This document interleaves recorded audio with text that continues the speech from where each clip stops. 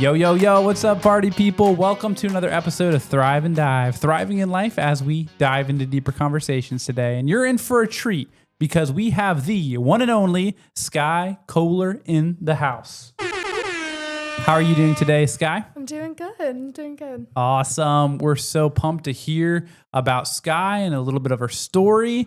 And she's just an amazing person. Go ahead and give us a little introduction. The viewers, this is your first time on the pod. Who are you? What do you do? What season of life are you in? I am a senior at Warner University currently. Yeah, go Royals! Shout out. I work for the Spiritual Life team. And Oh yes. RA Sorry, I'm gonna stop interrupting you, but SHC. I'm just hyping you up. What was the last one? SHC. What does that stand for again? Student Hospitality Coordinator. Ooh, that's a mouthful. Yeah, that's it is. Who came up with that name? Ali Croy. Alec Croy, who's been on the pod before. Shout out to that ridiculously long name. I'm just playing. Yeah. I love it. Okay. But this is currently my fourth year, kind of 3.5 years with Spiritual Life, and it's just been an amazing journey. It's been great. Let's go. We're so honored to have you on our Spiritual Life team. As you guys know, I work in the Spiritual Life department at Warner University, and Sky is on that team. Shout out to the Spiritual Life team if you're listening, if you're watching. But Sky's one of the OGs. She's been on the team the longest, I think, out of everybody on the team. Yeah. Yeah, between you and Alex, I think. So, yeah, a little bit of Sky. And she's about to graduate from Warner University. How does that feel coming around the final corner? Feels great. It feels real. I Yeah. didn't think I was going to do it, and I did it. So. You did. I did it. Started from the bottom, now you're here. Yeah. And what's the plan? We're kind of jumping to the end of your story. Then we'll jump into the beginning. But what's the plan after graduation? So I did get an offer from Warner to work with athletics. So Yeah. I'm going to further on my education and get my master's. Let's go. Master's in what? Master's in business administration. Let's go. Yes. Love it. Awesome, Sky. I said we're at the end of your story as if like this is the end. This is not the final day Sky's with us, but the furthest point of your story up to this point in time. I was just thinking through what I said there. So anyway, let's go back to towards the near the beginning of your story, or wherever you want to jump back. Talk to us, Sky. What was it like living in the Koller household? I don't want to pronounce your name wrong. Not Koller. Coller, right? Koller. Oh, I mean Koller. Koller. Wow. Koller. Okay, I would have thought it was collar. But anyway, talk to us. What was it like growing up in the Koller family? So my story's a little differently because I halfway grew up in the Koller household, and then I halfway grew up in the Scott household. Ooh, nice. Yes. So my mom got remarried. All throughout elementary school, me and my older brother lived half and half with my dad 1 week, and then the next week I'd go back to my mom's. And then going into my sixth grade in middle school, me and my brother decided like it was really hard. We were forgetting to do homework. It's really hard to go back and forth each week. Sure. And then at that time, I had 2 little siblings on my mom's side and 1 little sister on my dad's side. So me and my brother made the decision that we were going to fully live with my mom. So we made that decision. My 6th grade, I moved completely different towns fully, and then went to a whole different middle school. Didn't know anybody, but it's been great. I grew up very blessed. We still saw my birth father. We still went out and had dinners with him, spent certain holidays with him. And then on my mom's side, we grew up more of the ranch life. So I barrel raced. Cowgirl. Yes. Oh, really? Oh, I did not know this about you. Okay. Really? I need to see pictures of this. I showed cows, goats, chickens. Really? You name it. The 4-H or whatever it's called? Yeah. Yep. And Wow. then, so that's kind of in my life. Grew up on a cattle ranch, and Wow. Is that how you kind of found Warner? Sorry for jumping ahead too, No. but So kind of, my senior year of high school, I actually had no clue what Warner was. Never heard of it. What is a Warner? What is Warner? Yeah. And then there was a girl that I showed 4-H with. My parents knew her parents really well in Lee County, and they were telling my mom all about how she was part of the ag program here at Warner University. And I wasn't playing volleyball my senior year of high school. My mom's like, what are the chances? Maybe you could. Maybe this is something you look into. And so I ended up emailing Coach Pye. And I was like, hey, I saw you were doing tryouts and I missed them, but I would love to come try out if I can. She's like, yeah, I'm having a practice on this day. Come. And she ended up giving me an offer at that practice, or my tryouts. Yeah. And I was coming originally for the ag program. Wow. And then I got to Warner and I did a complete switch and I went into business marketing. The Switcheroo. And I did a minor in ag. Okay. And then I ended up switching out of the minor and I double majored.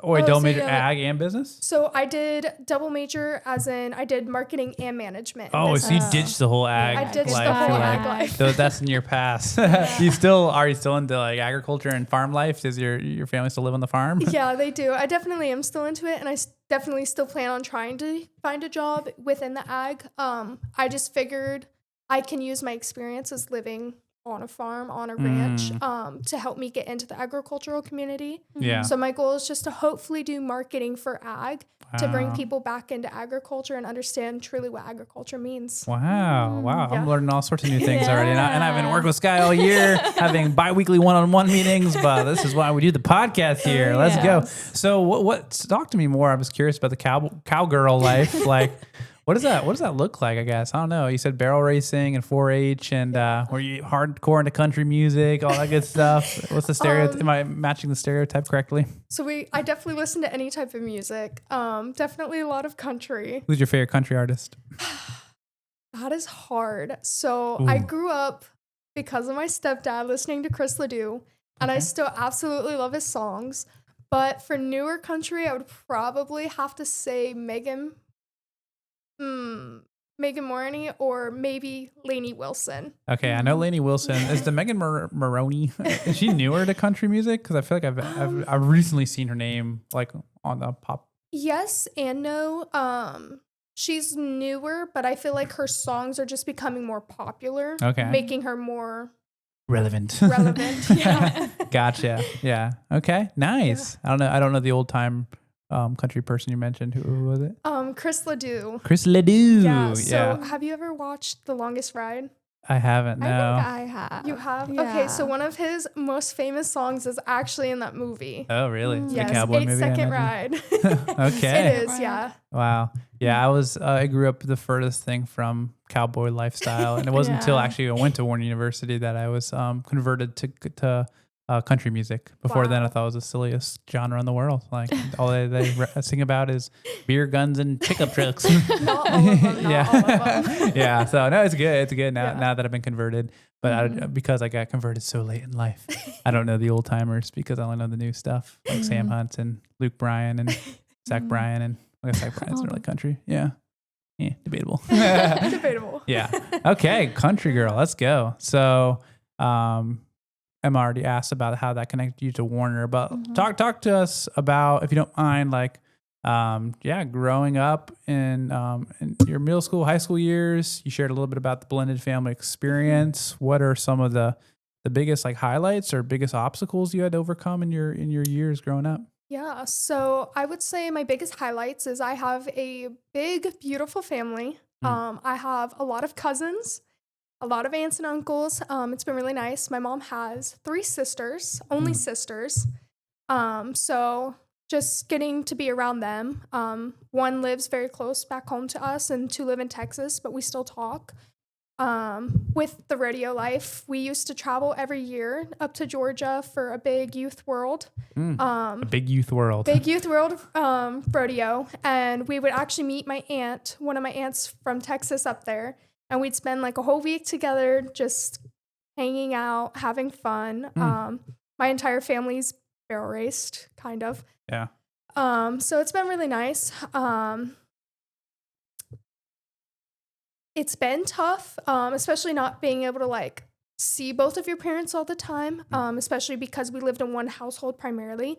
So we never saw my birth father, my stepmom, and then my little sister on that side. We didn't see her very much, but we would still try and go over as much as we could, or like invite them to things so that they can come see us. My little sister actually just started doing volleyball on my birth father's side, so that was been really cool, and she like rode horses and stuff, so it's like it's really cool to see that. And then my younger siblings on my mom's side, it's been really nice growing up with them and just like watching them grow up. So I wish I could have seen that for my other little sister. But it's just been, I think it's not really like anything bad. I think it's been a huge blessing, just because I've been so close with my mom's sisters and like their kids and stuff. Like I said, I have a lot of cousins. So it's been really nice. I think just being able to have at least one side of family super, super close has helped me a lot. And I think, I don't think I would change my decision to move. I think being on my mom's side has really taught me a lot, especially if I know you don't know a lot about the farm life, but Educate me. There's a lot more to it. It's not just having animals and like having the privilege of just like going out to see them and ride them whenever you want. There was a lot of hard work that went into it, and my mom made sure we did our hard work. At the crack of dawn, at the rooster's crow. Yes, no, took it very seriously. So like we had to make sure like we fed our animals ourselves. My mom did not help us. We had to water them ourselves, make sure that like the water was clean. My mom used to have this trick, and we always made sure the water was clean, because if we didn't clean the water and we go inside and we're like, yeah, we're done, we want to watch TV now, she's like, is the water clean? Did you actually dump it and clean it? And we're like, yeah. And then she'd come back out with like a cup of water from the horse trough. She's like, do you want to drink this? I'm like, no. And she's like, then the horses don't want to drink it. Go back out and fix it. So she'd make us dump the entire trough of water we just filled up and clean it. Wow. But I thought it like taught us very valuable life lessons of like doing the work ourselves and doing it to the best ability we can. Yeah. And even just like caring for like lives. Like they're not human lives, but they're still lives. So it's like we got to raise these animals from babies to big, beautiful cows or horses or whatever. And then, That's awesome. So I've got to know the terminology, the illustration that people often say is you can lead a horse to water, but you can't make it drink. Is that actually a true illustration? Or can you make a horse drink? So that is a very true illustration. Okay, There's been so many times I've been riding my horse and my mom's like, oh, give it some water. And I bring it to the horse trough. I'm like, drink. And it's not drinking the water. And I'm like, I just brought you all the way over here to let you drink water. And it didn't want to drink water. Wow. Even with that clean trough. Yeah, all that hard work. I just wanted you to enjoy the clean trough I just slaved away for you. Okay, good to know. Verified that illustration. I can say it again. All right. Yeah. Any questions from you before I jump in? Yeah. What is barrel racing? Okay, so it's actually so... I thought I was in country. No, you didn't know barrel racing is? I seriously have no this is idea. like, wow. Okay. So it's very hard to explain, but basically there's like this arena. So like imagine a big arena, and there's 3 barrels in the arena placed in like a triangle. So you have 2 here and then 1 up here. And so depending on your horse, if it's right-handed or left-handed, you come in through an alleyway. And once you come in, there's like timers or like camera clickers. So once you pass it, your time starts. And then, so for me, I've always had a horse that went this way. So you go around it, go around the second, go around the third, and you come through and you want to click the timer at the fastest time you can. Interesting. Yeah. That's the best way to explain it. We're going to have to go to a rodeo so she can get us full. That's not what I thought at all. If I'm being racing a barrel, yes, pushing a barrel down. When you see the cartoons of the people just rolling in the barrels, that's what wow. Yeah. I'm like, oh, barrel racing, that sounds intense. No, it's on a horse. It's still definitely intense. It's on a horse. And wild animal. You're sitting on this horse and you're just like running around them. Do you ever do bull riding? No, and I probably never will. Yeah, that's crazy. That's yeah, I don't know how people do that. It's kind of scary. Wow. Yeah. So, switching gears a little bit, within that upbringing, where would you say faith was? I don't want you, however you want to answer that, because obviously you're a person of faith. You work on our spiritual life team. When did faith enter your life? Is basically what I'm asking. So I've always had faith in my life, kind of. So I grew up on both sides of my families, whether it's with my birth father or at my mom's house. Church on Sundays was like, you're going to church on Sunday, we wake up. Or if like on my mom's side, they had started a cattle ranch. So like sometimes Sundays we go out and we check on our cows because that's the only day we had. Make sure they're all alive, make sure they're good. So if we couldn't make it to church on Sunday with them, then like Easter, Christmas, Priesters, I know. Oh, represent. It was non-negotiable. Like those 2 days at least, we go to church on Sundays. And then like if my mom couldn't go on a Sunday. Then my grandma would come, my stepdad's mom would come and pick us up and make sure that we went to church with her. So I kind of always grew up in a household where like I didn't necessarily choose my faith. I just went to church because I was told I had to, not had to, but like because they wanted our family. It was expected. They wanted our family to go to church. So then my senior year of high school, actually, I stopped going to church like at all on any Sundays. Most of my weekends or like whenever I could, my papa was in the hospital.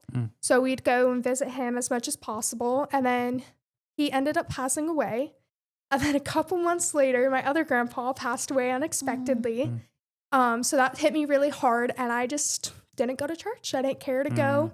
A lot of it was that I blamed God for taking my grandpas away, especially so close to each other. One was extremely unexpected.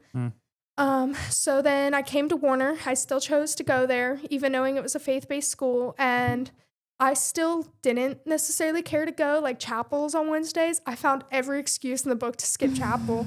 Like those chapel credits were rough my freshman year. Hardly getting by. It was bad. If I was working, I'd be cracking the whip. Yes, no, it was bad. And I still didn't go to church on Sundays. My faith-based classes, I don't know how I passed them. One of them I did not pass. And it was bad. Like I didn't care. I didn't care to hear what people had to say about the Bible or about Lord, or I didn't care what the school had to say about like faith and stuff. And then my spring semester of my freshman year here at Warner, Dean Weathers, I don't know if you have ever heard of him, never met him personally. He was in charge of our spiritual life department at the time, and I don't know how we fully like engaged and met each other, but he just came up to me one day and he's like, "Hey, like, would you want to come help us in spiritual life?" And I knew one of the girls that did all of the marketing videos for spiritual life, and I was like, "Yeah, sure, why not?" And like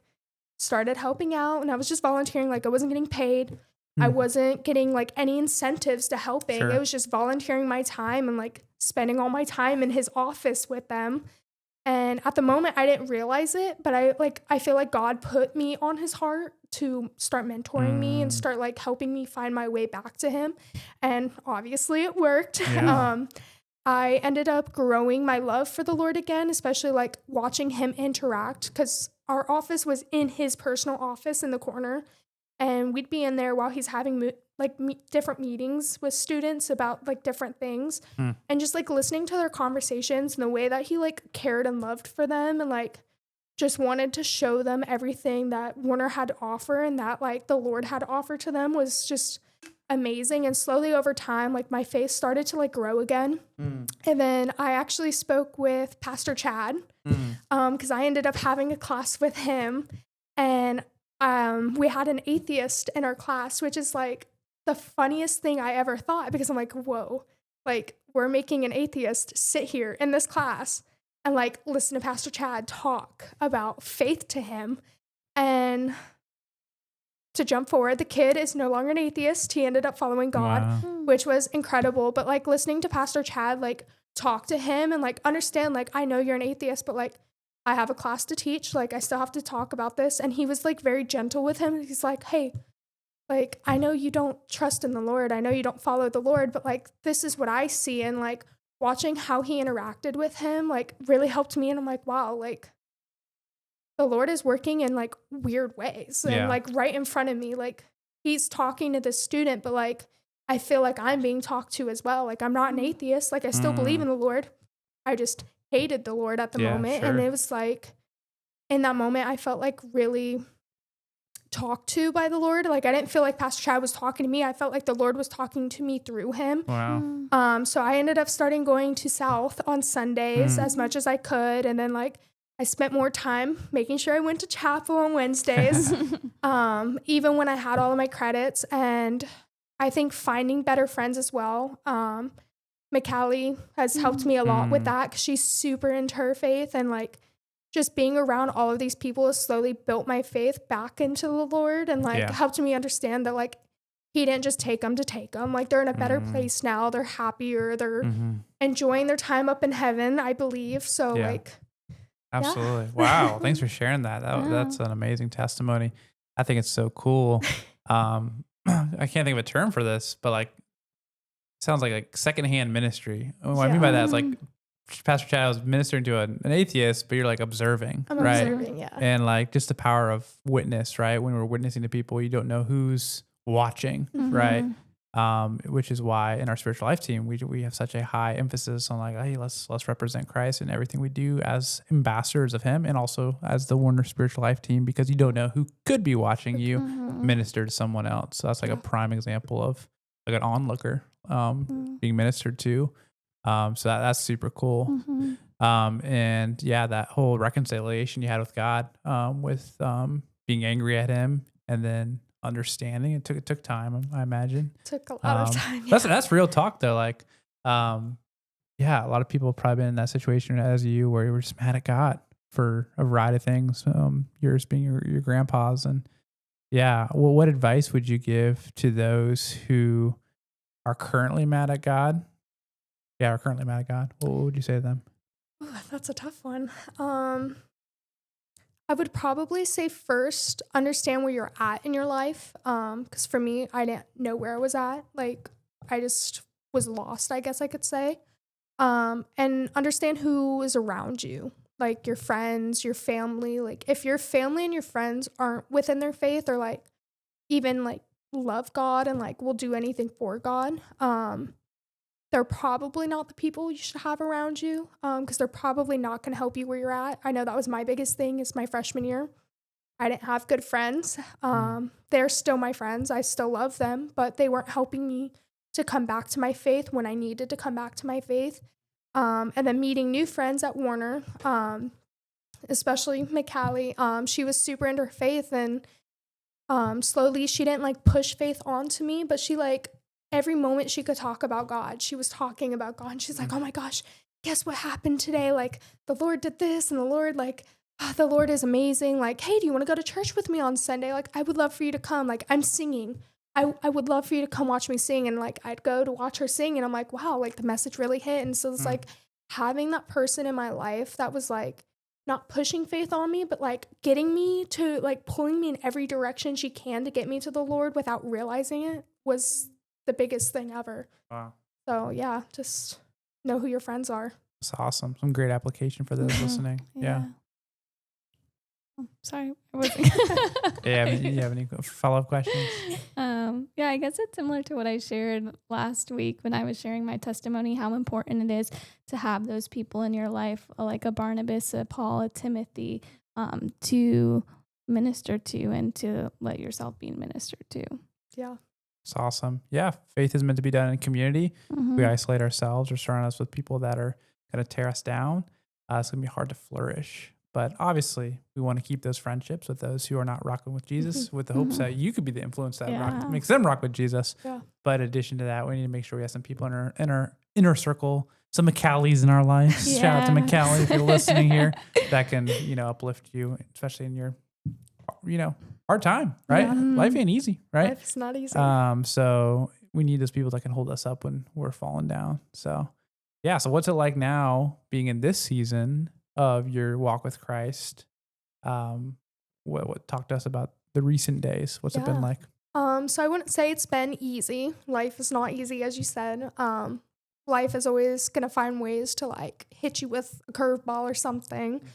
But I will say it's been a lot better. I'm a lot happier. I'm more at peace. I've made a lot of new friends, people who I didn't think I'd be friends with, and I'm more open to meeting new people, especially people not in faith. I'm more willing to like talk to them and be like, hey, I understand. I've been there. Like, I get it. And I think too, like going back to me just being happier, I think like finding my walk in faith again has made me so much more resilient to things. So my freshman year, I think I have a record of failing classes. Like, I had every F on my grade book I could have, I think. Wow. Like maybe one C in there, maybe one D, Snuck one in there. A lot of Fs though. And I understand why my mom was mad now, and I'm so sorry. Sorry, Mom. But now I like am competing for my grades. Like I have all A's and always 1B. Maybe not this semester, maybe straight A's. We'll see. Yeah. But it's like having the Lord in my life and like having all of these goals set to like be the best version of myself, to be a better person has been like the best thing ever because I actually care. I'm actually trying, and it's just been amazing. That's awesome. Yeah. That word you use, resiliency, I think is so important for us of the faith to have in our repertoire, if you will, spiritual resiliency, because faith can be so up and down, or actually no, feelings can be so up and down, but faith can be consistent within the turbulence of mood swings. So having a resiliency, because we will face opposition in this life, whether it's emotional discouragement, whether it's deaths in the family, whether it's just a rough patch educationally, romantically, if those in relationships, and having that resiliency is that backbone is going to enable us to not lose ourselves, get lost in the sauce, right? To have that consistent resiliency. So I try to find people that, man, they seem like a consistent, resilient person. I want to learn from them. How do they do that? So now you're someone for someone else who's a freshman that I think of someone, I'm not going to mention her name because I don't want to call her out, but someone I think you're pouring into that is definitely having a rough go of it as a freshman at Warner University, if you know who I'm thinking about. And you're probably teaching her the same resiliency that you picked up during your time at Warner. Yeah, I hope so. Yeah, I think so. I'm confident in that. Obviously, I don't know all things, but I'm confident that what you have learned, you're passing on to other people. Which is so cool. Go ahead and maybe this could be my last question, unless Emma has some more. What's it like, leading our spiritual life team? Like, you're a big leader in our spiritual life team. Obviously, me and Austin, who are officially on staff at Warner University, lead it, but you lead it in a student capacity. What's it like doing that? I think it's been the biggest blessing. I've shared this with you before, but we came in this year with a completely new team. Some people I knew, some people I didn't know as well. And just our time together has been amazing. And I think each one of us has like a different idea of how we want to reach students, faith-based and non-faith-based. And I think the way we go about things is just incredible. We are trying to meet the needs of people who are in faith and who understand more than those not in faith. And we're still trying to appeal and meet those who aren't in their faith and just pull them in as much as we can and be like, hey, Jesus loves you.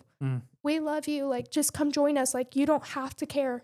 Yeah. We don't care if like you come to chapel and you're on your phone. If you're there, you're still listening. You still hear what they're saying. And maybe something will click one day and you'll put your phone down and just like enjoy your time. And I think a lot of my time with spiritual life and leading is also me like trying to be a good leader for my younger siblings. I want them to grow up and love the Lord. I want them to grow up and just put all of their heart into him as much as like I try to. So I think a lot of like my time leading with the spiritual life team is also me like trying to, what's a good term? Like pour into my siblings as well at the same time of like, I want to do to my siblings exactly what I want to do to the Warner University campus. I want everybody to love God as much as he loves them. Yeah, that's awesome. Yeah. It's all being a role model. And I think you're accomplishing that, like I've said earlier. And as she mentioned, if you missed it, just the amount of strategy you and your team have, the marketing team and the spiritual life team. Our spiritual life team is broken up into sub teams, and like to run an Instagram, it doesn't just, it's not like, it's no joke, man. You guys got strategy.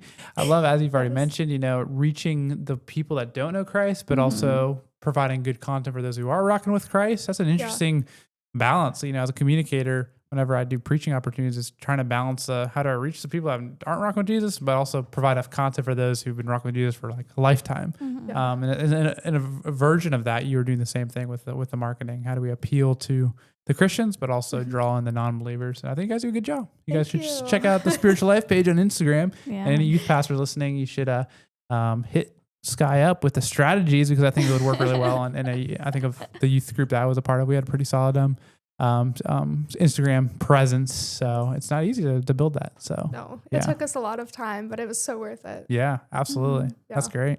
Yeah. You have any closing questions, Emma, for Sky? No. No? All right. Sky, do you have any closing thoughts to wrap up this interview with you? I would say if you just haven't found your way to the Lord yet, find somebody to help you like I did. They don't have to help you directly, but like have somebody that you follow. My biggest thing is like people I follow on Instagram.